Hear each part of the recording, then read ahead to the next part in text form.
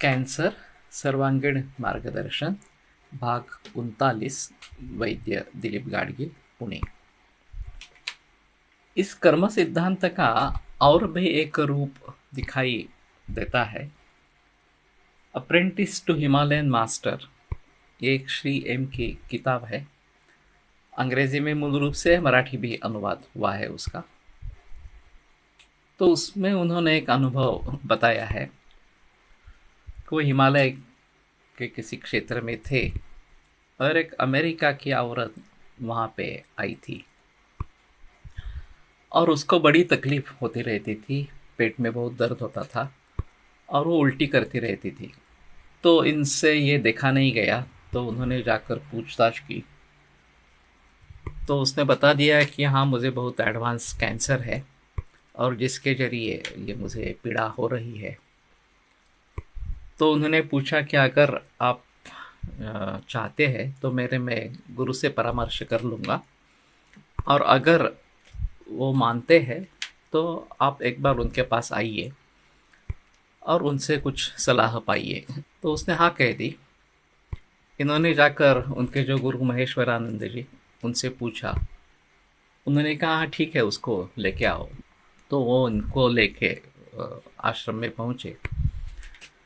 फिर महेश्वरानंद जी ने कुछ योगिक प्रक्रिया उनको बताई, ऐसा ऐसा करो, प्राणायाम करो वगैरह वगैरह।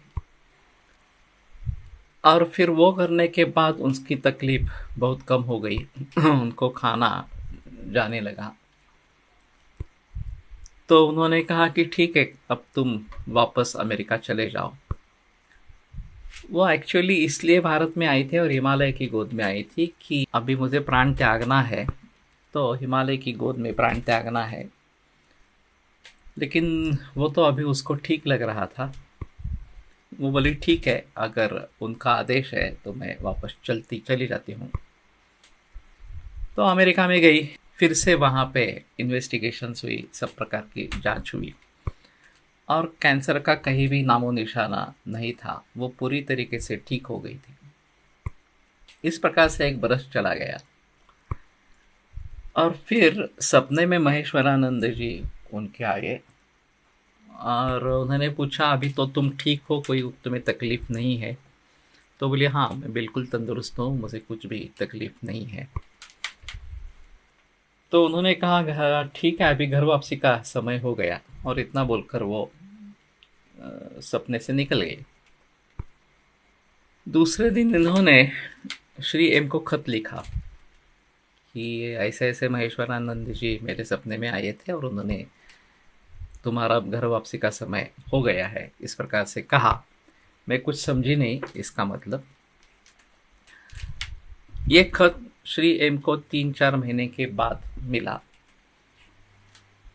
लेकिन उसी दिन उसकी मौत हो गई। और फिर उसके भाई ने श्री एम को बताया कि ऐसे ऐसे उनका अचानक डेथ हो गई, इस प्रकार से। फिर बाद में ये खत भी मिला।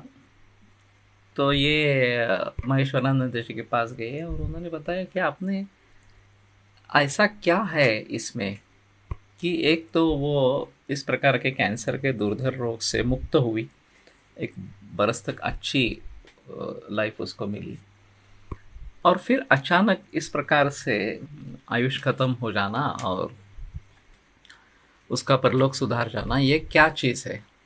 तो महेश्वरानंद जी ने कहा कि उतना ही उसका आयुष था और उसका अगला जन्म भारत में होने वाला है, इस प्रकार से। भी इस प्रकार से भी घटनाएं अगर होती है तो ये हमारे ही पूर्व कर्म का फल है कि जो उस तरीके से परिणत होने वाला था कि उनको इस प्रकार से राहत मिलने वाली थी और वो कैंसर से पूर्ण रूप से मुक्त होने वाली थी। तो कर्मों का फल दोनों तरीके का हो सकता है। हम ज़्यादातर देखते हैं बुरा कर्म, लेकिन पॉजिटिव इस प्रकार का कर्म, पुण्यकारक कर्म भी हो सकता है और उसके अच्छे परिणाम भी निकलते हैं। तो अगर चाहिए तो आप ये किताब जाकर पढ़ सकते हैं और ये अनुभव देख सकते हैं।